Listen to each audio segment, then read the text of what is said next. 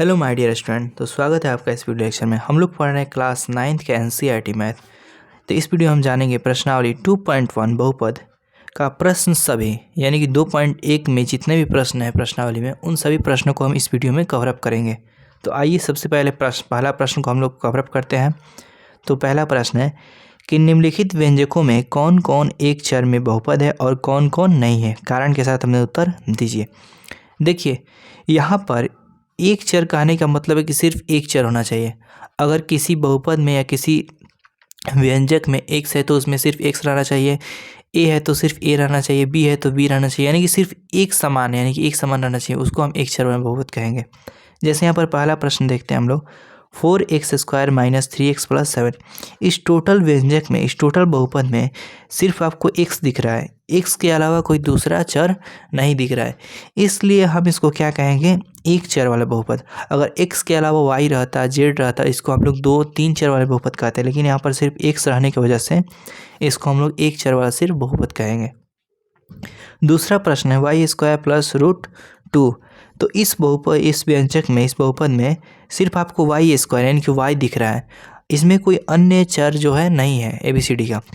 तो अगर अन्य चर रहता है तो इसको बहुपद का मान बदल जाता है, लेकिन यहाँ पर एक चर वाला ये क्या हो जाएगा, बहुपद हो जाएगा। आगे देखते हैं। देखिए 3√t है अब प्लस t√2 है, ठीक है। तो यहाँ पे ये बहुपद नहीं होगा। अब क्यों नहीं होगा तो आइए देखते हैं। यहाँ पे जब हम इसको हल करेंगे तो यहाँ पर 3 का 3, बीच में क्या है, इंटू का इंटू। अब देखिए √t है तो जब रूट हटता है तो t का पावर 1/2 होता है, ठीक है। और यहाँ पर प्लस t, यहाँ पर √2 रहने दीजिए।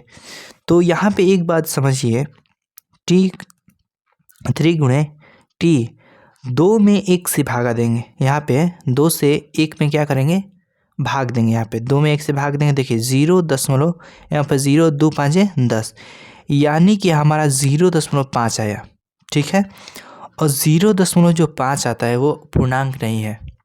पूर्णांक हमेशा क्या होता है, प्लस में होता है, माइनस में होता है, ठीक है, 0 होता है। लेकिन 0.5 पूर्णांक नहीं है। टी का जो पावर होगा 0 पॉइंट यहाँ पर क्या आएगा, 5, यानी कि बटा में आ जाएगा, और बटा में रहने पर वो पूर्णांक नहीं होता है। इसलिए जो 3 नंबर प्रश्न है, 3√t + t√t है, 2 है यहाँ पे, तो ये बहुपद ही नहीं होगा। और जब बहुपद नहीं होगा तो एक चर और दो चर से हमको कोई मतलब नहीं है। आगे बढ़ते हैं। यहाँ पे अगला देखिए, y + 2/y।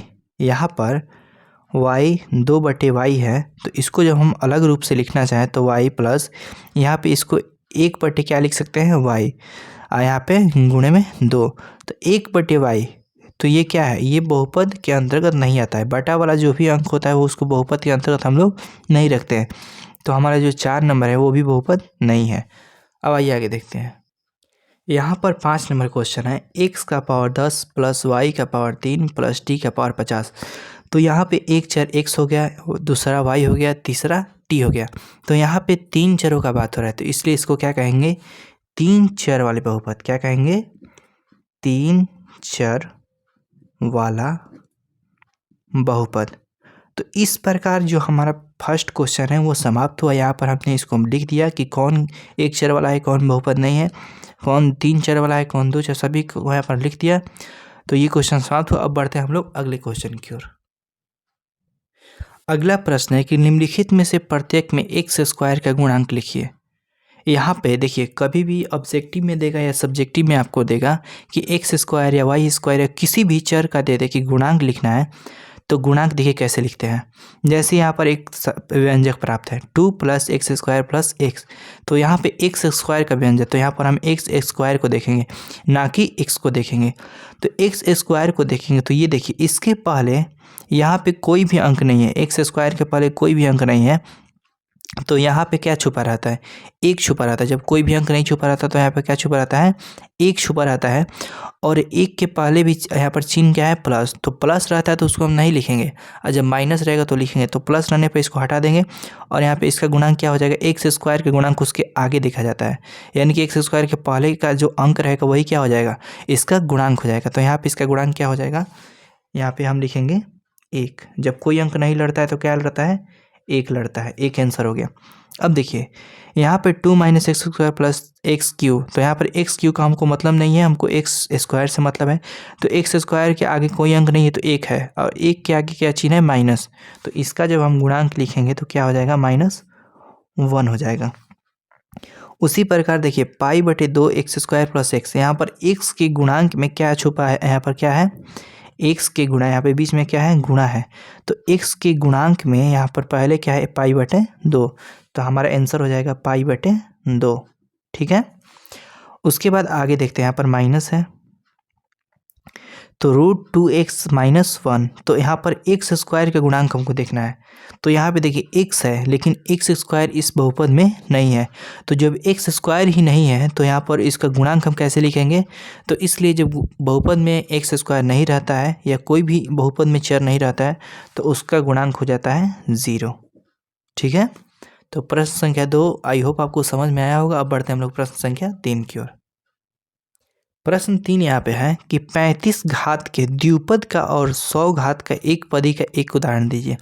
यानी कि उसका घात कितना होना चाहिए, 35 होना चाहिए, और द्विपद यानी कि 2 पद होना चाहिए उसमें, यानी कि एक्स वाई मान लीजिए, ए बी मान लीजिए, सी डी मान लीजिए, 2 पद होना चाहिए।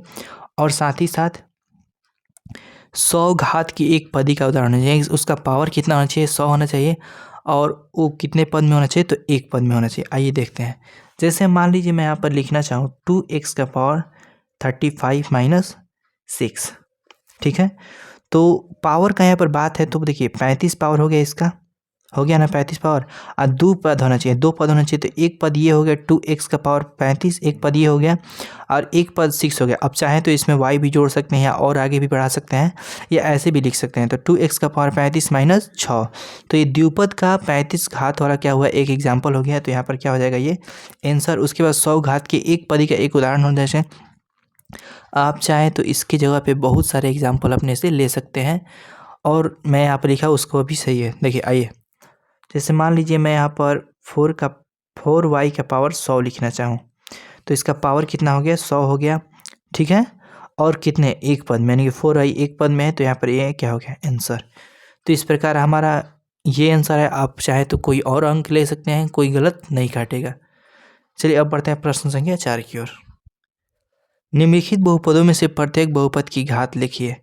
देखिए मैं बता देता हूँ आपको, घात जब लिखा जाता है तो जो ABCD का अक्षर होता है, यानी कि चर होता है, चर पे सबसे जिसका मान ज़्यादा होता है, जिसका पावर सबसे ज़्यादा होगा, वही हमारा घात हो जाएगा। चाहे वो कहीं पर भी हो, आगे हो, पीछे हो, बीच में हो, उससे हमको मतलब नहीं है।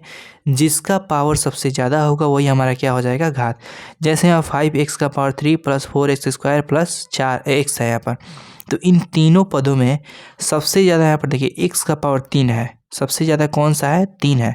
तो यहाँ पर हमारा आंसर क्या हो जाएगा, 3 हो जाएगा। सबसे ज़्यादा जो पावर है उसी को यहाँ पर चुपचाप लिख देना है। उसी प्रकार यहाँ पर 4 - y स्क्वायर, तो इसमें एक पद है y, ABCD का अक्षर एक ही है, तो y का पावर कितना है, 2, तो हमारा हो जाएगा आंसर 2।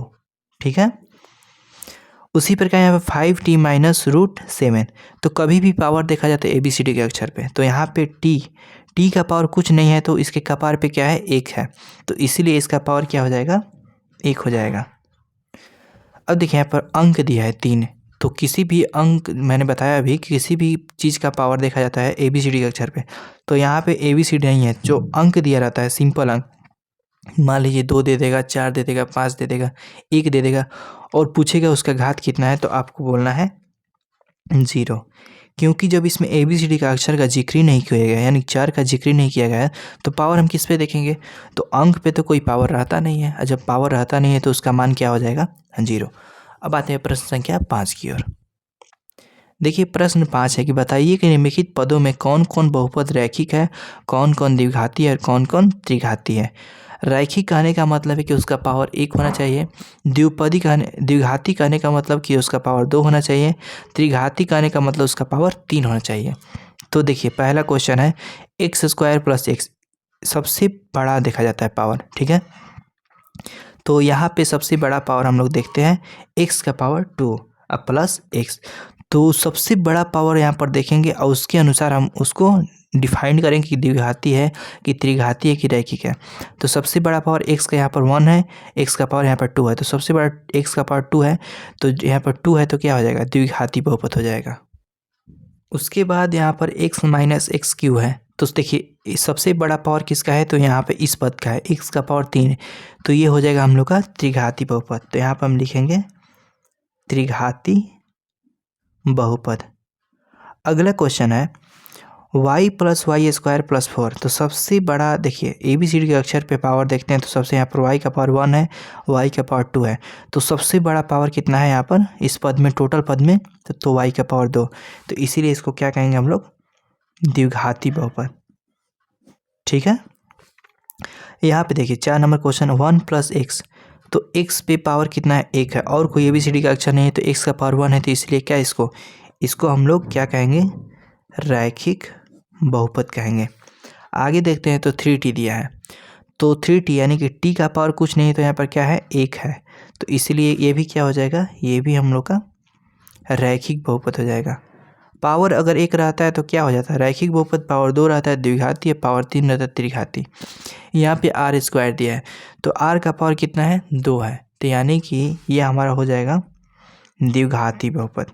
पावर 2 रहेगा तो क्या हो जाएगा, द्विघाती बहुपद। यहाँ पे 7x का पावर q है, यानी कि x का पावर कितना है, 3, तो यहाँ पर ये हो जाएगा हम लोग का त्रिघाती बहुपद। तो आई होप आपको ये पूरा वीडियो लेक्चर समझ में आया होगा और प्रत्येक प्रश्न आपको अच्छे से समझ में आया होगा। तो आप अपने दोस्तों के पास इस वीडियो को शेयर करें, क्योंकि वो भी अच्छे से अच्छे इस वीडियो को लाभ उठा सकें और परीक्षाओं में अच्छे मार्क्स प्राप्त कर सकें। तो इस वीडियो में इतना ही, मिलते हैं अगले वीडियो में अगले प्रश्नावली के साथ। धन्यवाद।